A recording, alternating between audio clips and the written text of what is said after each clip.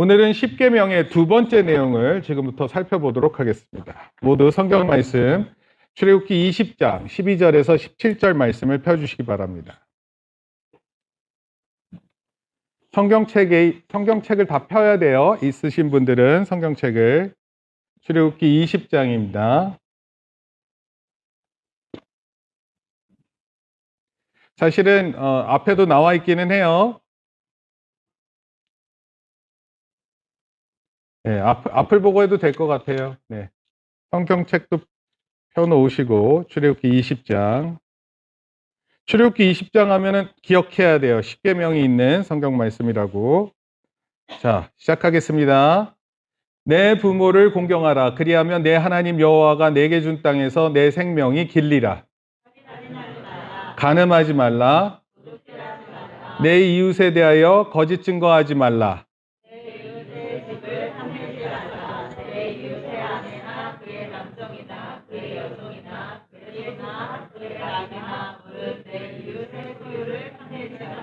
네.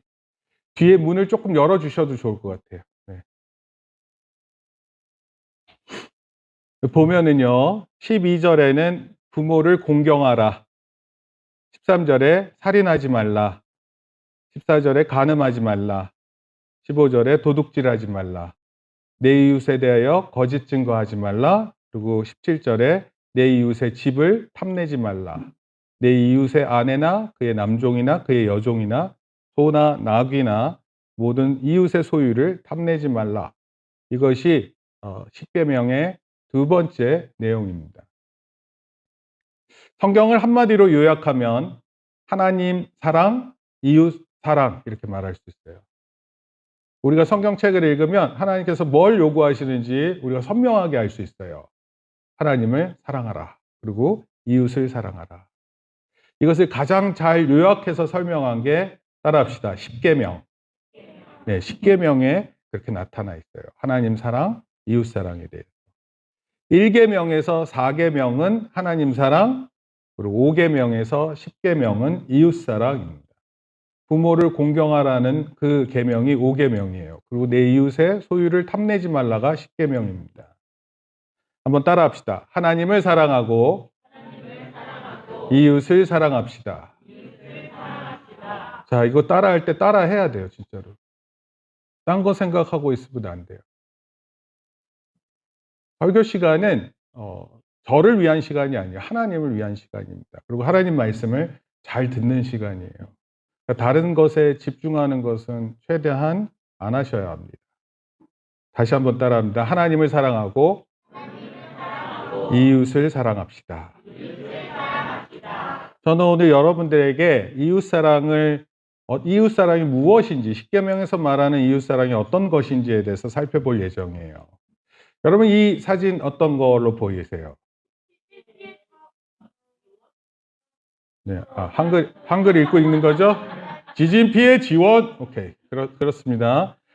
튀르키예에서 지진이 났었을 때 여기에 지원을 나갔었던 구조대원들, 또 군인들, 그 다음에 여기 군견도 있고요. 또 여러 장비들이 있습니다.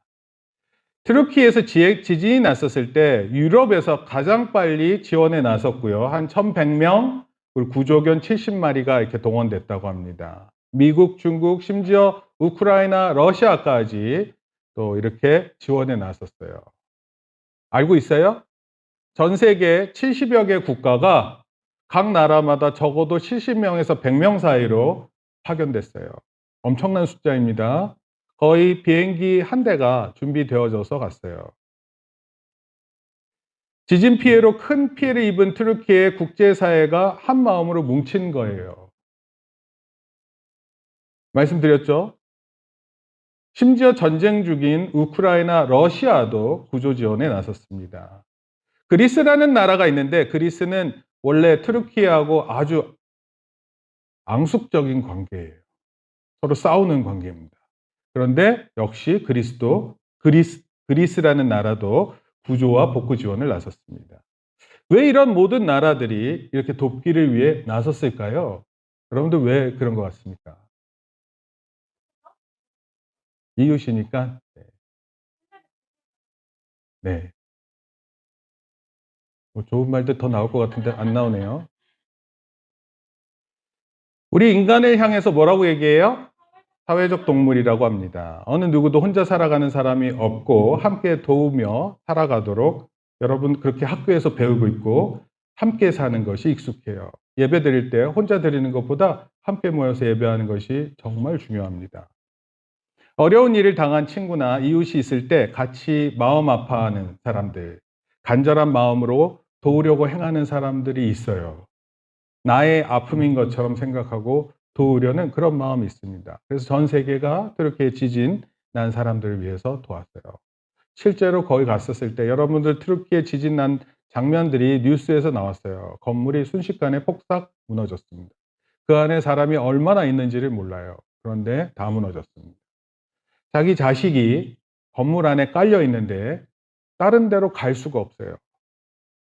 그리고 밖에 날씨가 영하 날씨인데 밖에서도 마음 편하게 있을 수가 없는 겁니다. 근데 그렇게 시간을 보냈어요. 특히 오늘날 세계가 직면한 어려운 현실 속에서 우리 청소년들이 또 어른들이 이웃에게 눈을 돌리는 것이 얼마나 중요한지를 보여주는 그런 일들이었습니다. 우리 청소년들이, 우리 아이들이 학교 가서 지낼 때 이렇게 이웃을 사랑하는 마음으로 지내면 참 좋겠는데 그런 마음보다 다른 사람을 싫어하고 미워하고 그런 마음을 갖고 있는 것이 참 안타까운 거예요. 어른들도 마찬가지입니다. 우리 사회를 살아가는데 막 바쁘게 살거든요. 남을 돌봐줄 수 있는 겨를이 없습니다. 그 사람을 이해하고 생각해 줄 그럴 시간도 없어요. 심지어 부모가 자식을 생각하는 것도 어렵고요. 자식이 부모를 생각하는 것도 어려운 시대에 살고 있어요. 그런데 그런 현실 속에서 이웃을 사랑하라는 메시지는 굉장히 중요한 겁니다. 모든 영장류라는 것은 이제 동물 가운데서 원숭이, 침팬지, 고릴라, 오랑우탄 포함하는데 모든 영장류는 사회적 동물이래요. 그런데 인간만이 호모사피엔스죠. 문명을 꽃피웠어요. 어떤 교수가 이렇게 표현했어요. 인간의 사회성에 초사회성이 있다. 우리는 초사회성을 가지고 있어서 우리가 문명을 꽃피웠다 그래요. 여러분, 원숭이가 지진 났다고 해서 옆 동네 원숭이 도우러 가요? 그런 거 없어요. 그런 게 없잖아요. 영장류, 우리가 이제 영장류에 포함되는데 호모사피엔스만이 유일하게 이 초사회성을 가지고 있어서 전쟁 중에도 돕고, 이해돼요? 서로 미워하는 사이에도 불구하고 돕는 존재라는 겁니다. 이웃사랑이 다시 우리 안에 내재되어 있어요. 그런데 인간에게는요, 놀라운 양면성이 있습니다. 또 다른 면이에요. 국가끼리 전쟁도 합니다. 기업끼리 경쟁을 해요. 학생들끼리 진학을 위해 치열한 성적 경쟁을 합니다. 그럼에도 불구하고 국가끼리는 동맹을 맺기도 하고 기업이 제휴하기도 하고 학생들은 친구를 사귀는 거예요. 우리는 이런 사회적인 관계 안에서 살아가는데 때로는 경쟁하고 때로는 사랑하는 존재로 살아가는 겁니다. 근데 궁극적인 것은 사랑하는 존재라는 거예요. 제가 우연찮게 제가 요즘에 이제 천문학에 참 관심이 많아서 천문학 관련된 자료를 많이 봐요. 그런데 스타샤 프로젝트라는 게 있습니다. 스타샤 들어보셨어요? 스타샤 프로젝트. 가장 가까운 외계 행성을 향해 발사하는 우주선 계획이에요. 우리가 뭐 화성에도 가고 목성에 탐사선을 보내고 이렇게 하잖아요. 근데 가장 가까운 외계 행성이에요. 외계. 태양계 안에 있는 행성이 아니에요. 태양계에서 가장 가까운 별이 프록시마 센타우리라는 거예요. 이름이 좀 웃기죠. 프록시마 센타우리. 우리한테는 태양. 근데 태양에서 가장 가까운 그 항성이 있는 곳이 프록시마 센타우리고 지구에서 4.4 광년 떨어져 있어요. 빛의 속도로 4년 이상은 날아가야 돼요.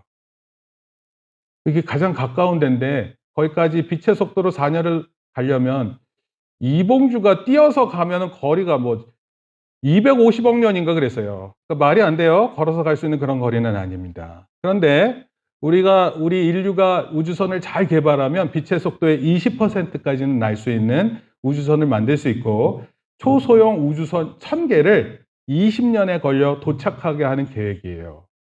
초소형 우주선입니다. 1000개를 보내는 거예요. 2069년에 발사해서 도착은 2089년에 할 예정이에요. 저는 100살이 넘었어요. 그곳에 생명체가 있고 만약에 인간이 존재한다면 우리가 또 복음을 전하러 가야 될지도 몰라요. 근데 어찌됐건 그곳에 이제 탐사선을 보내는 이런 계획이 있습니다. 여러분, 이런 게 왜 있을까요? 나중에 지구가 더러워지면 우리가 살 수 있는 행성에 가는 거? 뭐 그런 것일 수도 있어요. 거기에서 이득되는 게 있어요. 역시 경제적인 마인드가 어려서부터 있어요, 우리 애들이. 돈 되면 간다 이런 뜻 아니에요, 그렇죠? 네, 돈이 되니까 가는 거예요.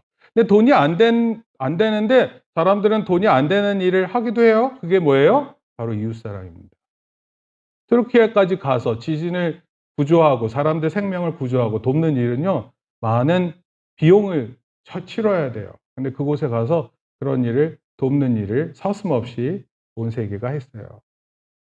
이렇게 우주에도 관심을 갖는 이유는 다른 게 아니에요. 어떠하든지 이웃사랑을 생각하다가 우주의 이웃을 사랑해야 하는 생각에까지 이른 거예요. 이웃을 향한 생각이 왜 있을까요? 성경은 매우 간단하게 설명하고 있어요. 인간은 하나님의 형상으로 지음받았다. 우리는 서로 보세요. 서로 봐봐요. 옆에 있는 사람. 자세히 보면은요, 그 안에 하나님 볼 수 있대요. 네. 어떻게? 작년에 누구 보고, 나 보고 있니? 네. 옆에 보세요.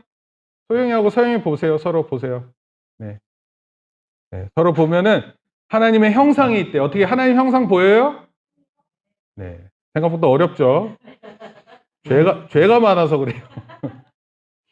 인간은 하나님의 형상으로 지음받았고 그 인간은 사람을 통해서 배우고 사람을 통해서 나누는 존재로 만들어진 거예요.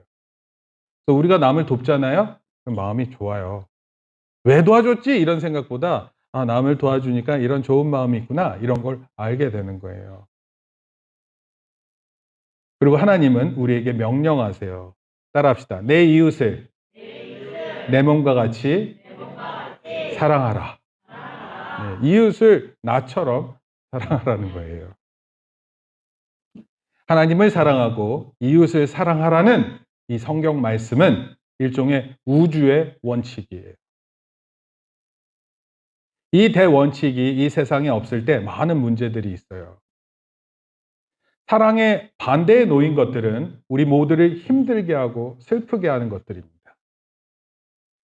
미움, 시기, 질투, 마음에 담겨 있고요. 외부로 나타나는 행위는요, 욕설, 폭력, 전쟁 등으로 나타나는 거예요.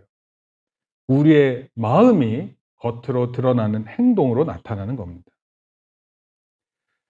그래서 저는 오늘 어떤 이웃사랑이 하나님께 영광이 되는지에 대해서 살펴볼게요. 십계명에 나타난 근거로 살펴봅니다. 첫째, 따라합시다. 시작. 누구를 공경한다고요?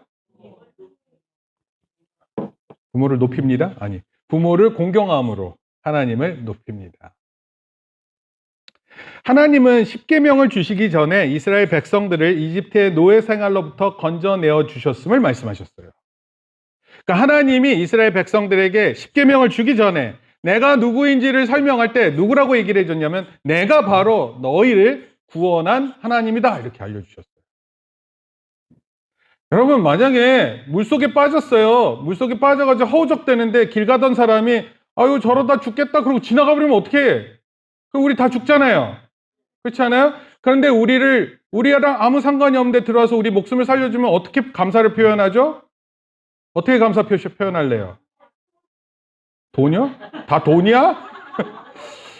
이거 아주 물질적인 관념으로 잡혀져 있는 학생들이 많이 온 것 같아요, 오늘. 어떻게 합니까? 어떻게? 고맙습니다. 인사 한번 딱 해요? 평생 감사하다고 표현해야 돼요. 평생. 안 그러면 내가 살 수 없었잖아요. 그렇지 않을까요? 평생 감사해야 될 사람이 있어요? 있어요? 네? 네, 부모님. 맞아. 부모님. 이제서야 깨닫는 부모님, 도대체 부모님은 어떤 존재예요? 최근에 목사님도 한 학생하고 대화를 나누는데 혹시 엄마 좋아하니? 그랬더니 아니요. 그래서 다음에 아빠 혹시 좋아하니? 그랬더니 더 아닌 것 같은데요. 왜 이렇게 됐죠? 왜 이렇게 부모를 존경하는 게 어려운 시대가 됐죠? 왜 우리 학생들 마음에는 엄마 아빠가 나를 모른다고 생각하는 마음이 많을까요? 엄마도 너 시대에 살고 있어요.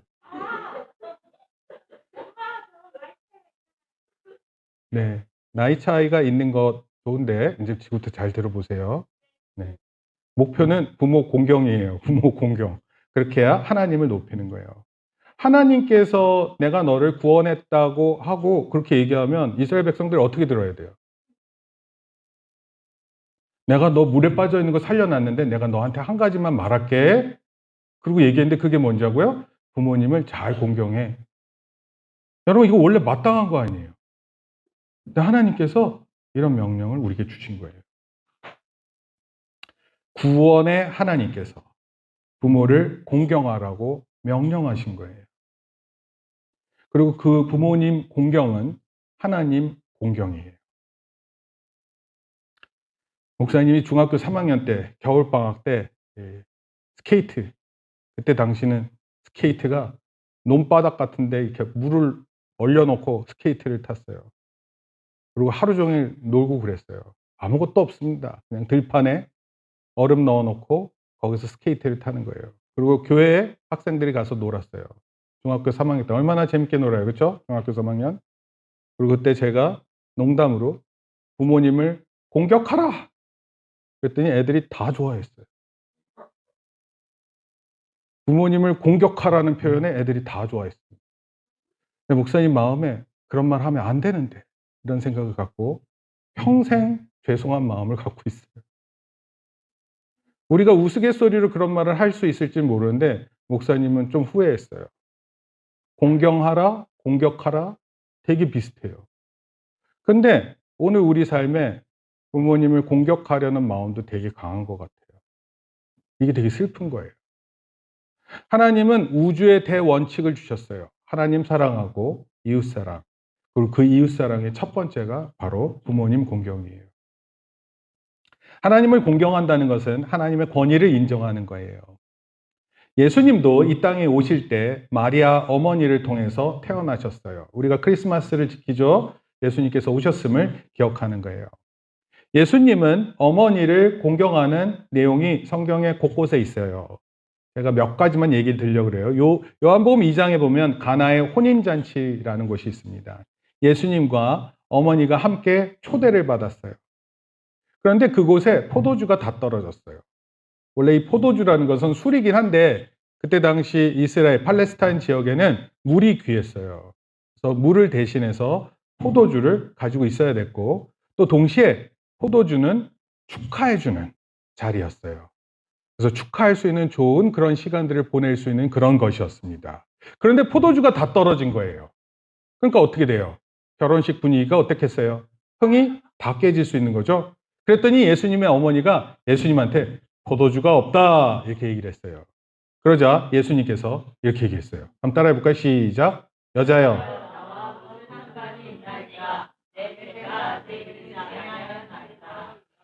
예수님이 어머니한테 뭐라고? 여자여. 우리나라 말로 이 여자가 하면 좋은 뜻이에요, 나쁜 뜻이에요? 별로 좋은 뜻 아니잖아요. 그래서 사실상 예수님은 어머니에게 노라고 대답하면서 여자여 이렇게 표현했어요. 근데 그 이유가 좀 있어요. 왜냐하면 갑자기 포도주가 다 떨어졌는데 포도주가 많이 생기면 그거는 기적 아니에요. 그럼 그 기적을 나타낸 분이 누군지를 알게 되고 그 나타낸 분이 만약에 예수님이면 많은 사람들이 예수님을 따를 거 아니에요. 예수님은요, 예수님을 따르게 하고 또 그렇게 해서 나중에 십자가에 돌아가시기까지의 모든 계획이 스케줄이 잡혀져 있으신 분이에요.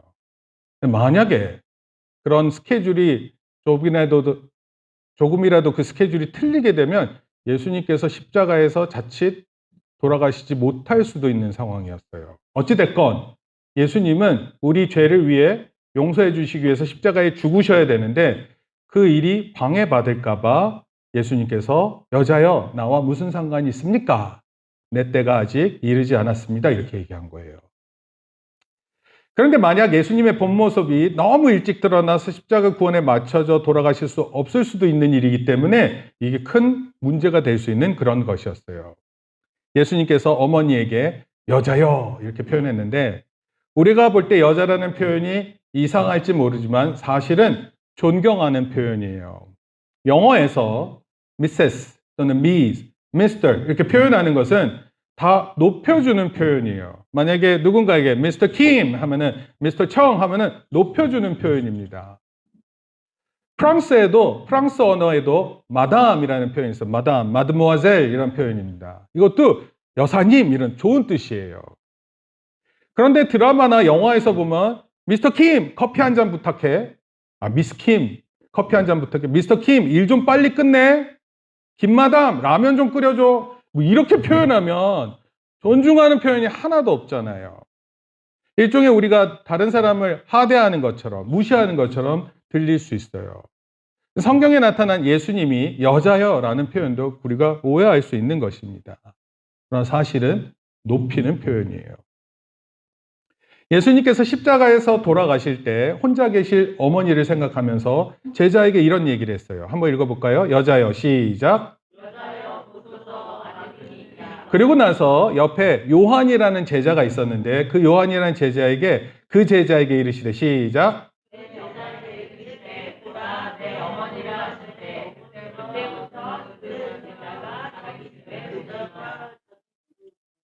네, 한 박자 늦게 꼭 읽어주시는 분이 계세요.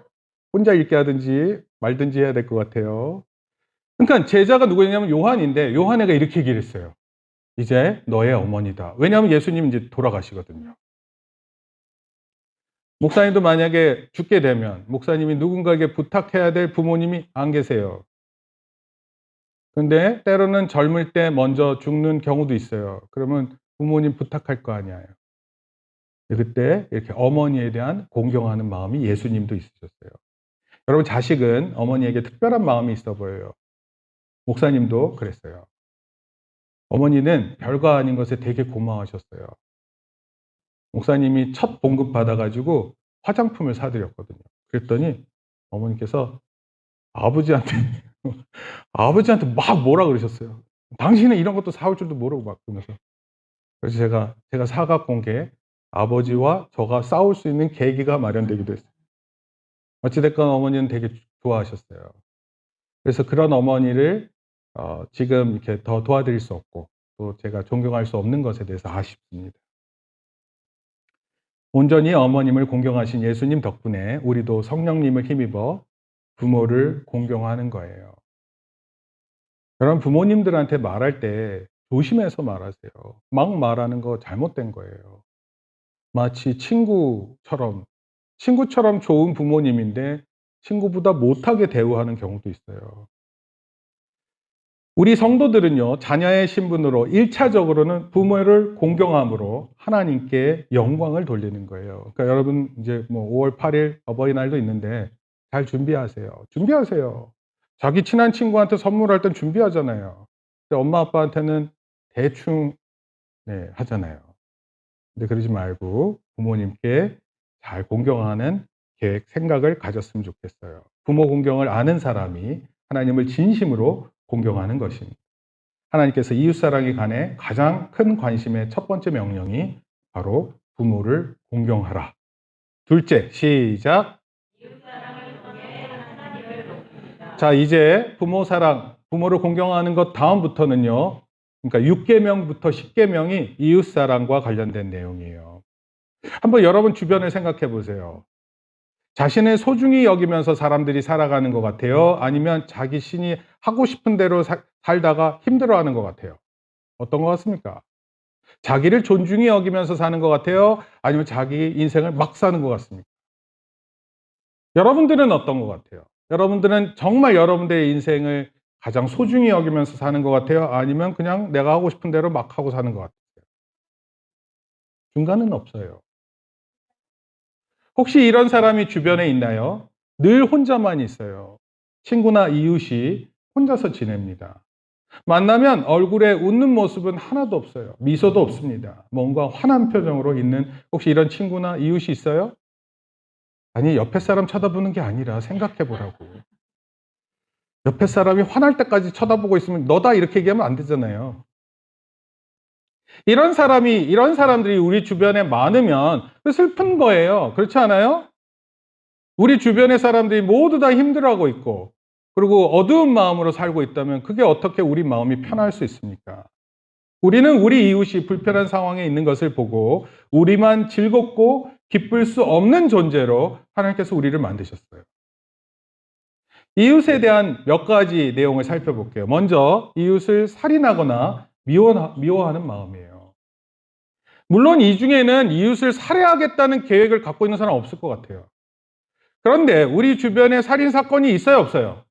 있어요. 혹시 여러분 이거는 해당될 것 같아요. 미워하는 사람 있죠? 내가 미워하는 사람 하면 딱 떠오르는 얼굴 있어요, 없어요? 있어요, 많아요? 중간이 없다 그랬잖아. 여러분, 살인은 큰 죄예요. 사람의 생명을 소홀히 여기고 한 인격체를 무시하는 행위입니다. 그런데 반대로 미워한다는 것은 상대적으로 작은 죄 같아요. 뭐 미워할 수도 있지 뭐 이런 거 아니에요? 그런데 예수님은 이렇게 얘기했어요. 형제를 미워하는 것이 살인이다 이렇게 얘기를 했어요. 행동도 잘못됐지만 그 행동이 시작되는 마음도 매우 위험한 것이라는 거예요. 하나님도 자기의 형상으로 만드신 사람을 귀하게 여기라고 말씀하셨는데 이런 말씀이 있어요. 읽어봅시다. 창세기 9장 6절이에요. 시작. 다른 사람의 피를 흘리면 그 사람의 피도 흘릴 것이니 이는 하나님이 자기 형상대로 사람을 지으셨음이니라. 피를 흘린다라는 건 사람을 죽인다는 의미를 표현하는 거예요. 그러면 그도 죽는다 이런 뜻이에요.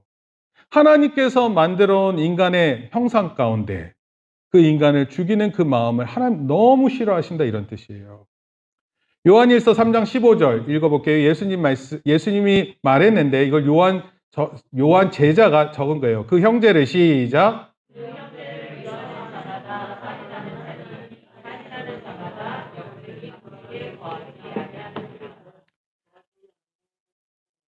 네. 집에 가서 미리 좀 읽고 와야 될 것 같아요. 형제를 미워한다. 이게 살인이라 그랬어요. 그리고 살인하는 사람들에게는 생명이 없대요. 여러분, 다른 사람의 생명을 우습게 여기는데 그 자신의 생명이 귀해요? 어떻게 그럴 수가 있어요? 하나님 이런 거 되게 싫어하시는 거예요. 여러분들이 소중한 만큼 하나님은 이웃에게 바르게 행동하기를 원하는 거예요. 그래서 여러분들 미워하는 마음이 있으면 그거 잘못된 거예요. 우리가 표현하는 말은 마음의 상태에서 나와요. 친구나 이웃을 험담하거나 또는 불평하고 원망하면 결코 좋은 표현이 나갈 수 없습니다. 예수님께서 라가라는 표현을 했어요. 라가라는 표현은 아람어로 속이 빈, 쓸모없는 이런 뜻이에요. 우리 표현은 이 바보야, 멍청아, 이것도 몰라? 이런 표현이에요. 근데 예수님께서 이렇게 하는 표현 있죠? 라가, 이거 안 된다는 거예요. 7계를 어겼다 이런 표현이 있어요. 7계. 7계 하니까 닭 7가지 종류 닭을 생각하는 사람들이 있던데 여기서 7계라는 것은 7계명이에요. 7계명의 표현은 뭐냐면 간음하지 말라 이런 뜻이에요. 오늘 우리 시대는요. 성적으로 아주 문란한 시대에 있습니다. 조심해야 돼요. 목사님이 다 차단하기는 해요. 메시지나 카톡이나 이런 거. 그런데 그런 메시지가 와요. 어렵게 구한 자료입니다. 그러면서 와요. 그거 보면 돼요, 안 돼요? 아니죠. 삭제하는 거예요.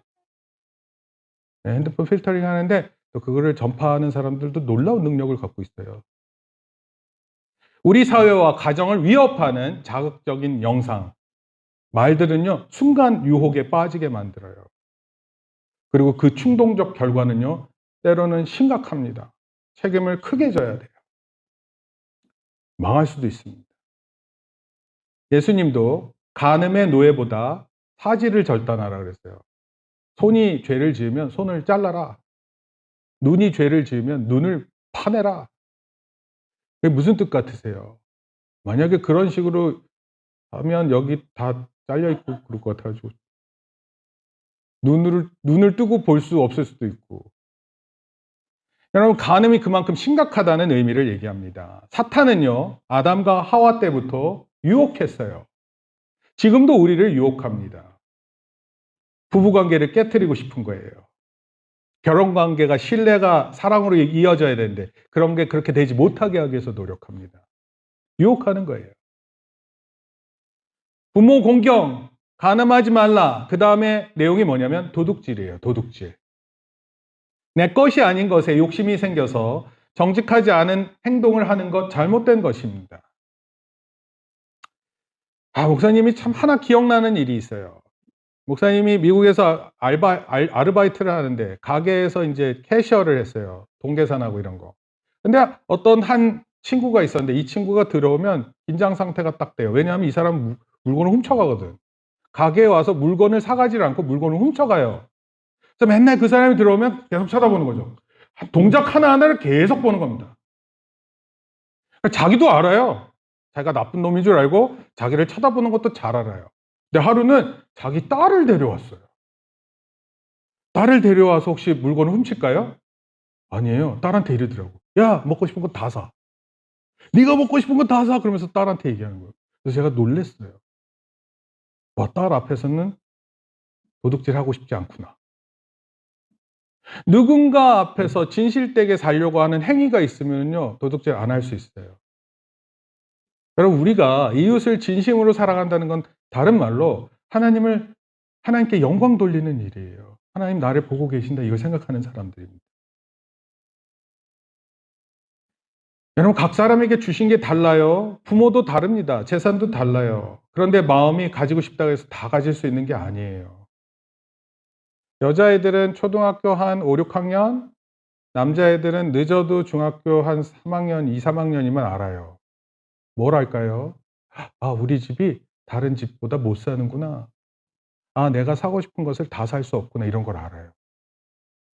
그래서 그때부터는 생각하는 것도 달라지고 말하는 것도 약간 달라져요. 성경에서는요, 욕심이 잉태해서 죄를 낳고 죄가 장성하면 사망을 낳는다 그랬어요. 그러니까 이거예요. 욕심, 죄, 사망. 여러분, 욕심껏 살라고 세상이 말할지 모르지만 그러다가 죄 지어요. 죄 짓다가 살면 결국 죽는 거예요. 아니, 우리는 원래 다 죽게 돼 있어요. 그리고 우리 모두는 죄 가운데 있어요. 그러나 우리가 이웃을 사랑하면 십계명에서 하지 말라는 이 명령들을 실천할 수 있는 거예요. 적극적인 행동으로 하지 말라는 명령을 지킬 수 있는 것입니다. 부모를 공경하고 이웃을 소중히 여기고 이웃의 물건과 소유를 탐내지 말고 한번 결혼하면 그 아내와 그 남편을 끝까지 사랑하는 거예요. 내가 원해서 사랑하고 내가 싫으면 싫어하고 그런 게 아니에요. 무슨 물건이에요? 엄마 아빠의 관계가 그런 관계 아닙니다. 이런 이웃사랑의 가치를 놓칠 수 없는 거예요. 트르키예 지진에 세계 70여 개 국가가 지원했던 것이 바로 이런 이유 때문입니다. 물론 이 나라가 전부 다 하나님을 알고 있다 이런 뜻은 아니에요. 그러나 우리 안에 하나님께서 우리 안에 DNA에 이웃사랑하는 것을 넣어 놓으신 거예요. 그래서 이웃사랑할 때 우리 마음이 좋고 또 그것이 중요한 가치임을 깨닫게 하는 것입니다. 결론적으로 말씀드릴게요. 우리가 주일마다 예배를 드려요. 하나님께 드리는 예배입니다. 예배에 앞서서 우리가 해야 할 게 있어요. 그건 뭐냐면 우리 자신을 돌보는 거예요. 내가 하나님께 불평불만이 많은 사람인지 아니면 내가 이웃을 잘 사랑하기보다 그냥 쉽게 말하고 이웃을 쉽게 판단하고 살지 않았는지를 돌아봐야 돼요. 하나님 사랑을 점검하고 이웃 사랑을 점검해야 하는 것입니다.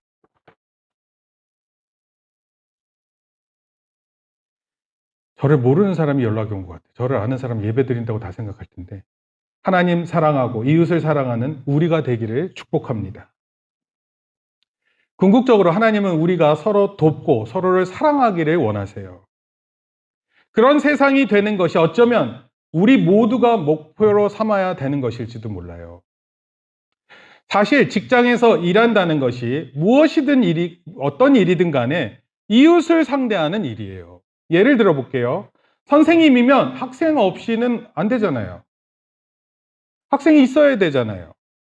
대통령도 국민이 없다고 생각하면 안 되잖아요. 물건을 파는 사람들도 물건은 사는 사람을 생각해야 될 거 아니에요. 마음대로 물건을 팔고 내 멋대로 생각하고 이웃을 무시하면서 행동할 수 없는 거예요. 우리 사랑의 경계선이 부모를 공경하는 것부터 시작해서 형제 자매, 이웃으로 드넓게 펼쳐져야 됩니다. 이것이 하나님께 영광이 되는 거예요. 나 하나 잘 살겠다고, 나 하나 공부 잘하면 된다고 착각하면 안 돼요. 자칫 잘못하면 사람 우습게 여기고 무시하는 그런 사람 될 수 있습니다. 십계명은 하나님께서 우리에게 주신 하나님 사랑하는 방법과 이웃을 사랑하는 방법에 대해서 말씀해 주고 있어요. 십계명은 어쩌면 명령인 것 같지만 사실은 사랑의 명령이에요. 그리고 이것이 우리에게 가장 좋은 일이고 이 일을 통해 하나님께 영광이 돼요. 그리고 이 십계명은 복음입니다. 오늘의 약육강식, 적자생존, 세계를 살아가는 이런 삶의 원칙 중에서 우리 삶의 진짜가 무엇인지를 알려주는 복음이에요. 하나님 사랑하는 것, 이웃을 사랑하는 것. 그것이 가장 중요하다 생각하는 거예요. 그러니까 우리 학생들, 여기 학생들 많으니까 학생들 한 20명 되는 것 같아요. 학생들이 그렇게 생각해야 돼요. 하나님 사랑하고 내가 이웃을 사랑해야 되겠다. 사랑의 존재. 누군가의 옆에 가면 이 사람 없으면 안 되겠다. 다운이 보면은 친구들이 와 다운이 봐서 너무 좋다. 이렇게 돼야죠. 다운이다. 이렇게 하면 안 되잖아요. 목사님도 세상에서 살 때 기독교인들에게만 그렇게 보이려고 하지 않아요. 비기독교인들한테도 그렇게 보이고 싶어요. 목사님은 될 수 있으면은 지나칠 정도로 다른 사람들에게 관심을 가져요. 다른 뜻은 없어요. 기회가 되면 복음을 나누고 싶어서입니다. 이런 주의 성도들 되기를 축복합니다. 같이 기도하겠습니다. 하나님 감사합니다. 우리에게 오늘 십계명의 두 번째 말씀인 이웃을 사랑하는 말씀을 우리가 기억하고 이웃을 진심으로 사랑하는 우리들 되게 도와주시옵소서. 무엇보다도 부모를 잘 공경하는 우리의 삶이 되게 도와주시옵소서. 간음하지 말라고 하셨습니다. 살인하지 말라고 하셨습니다. 이웃의 것을 욕심내지 말라고 했습니다. 또 하나님 거짓 증언하지 말라고 했습니다. 하나님 이 모든 일들 가운데 하나님 우리의 마음을 주께서 아시오니 우리를 불쌍히 여겨주시고 참다운 이웃사랑을 실천하는 우리 학생들 또 성도들 되게 복 내려 주시옵소서. 예수님의 이름으로 기도합니다.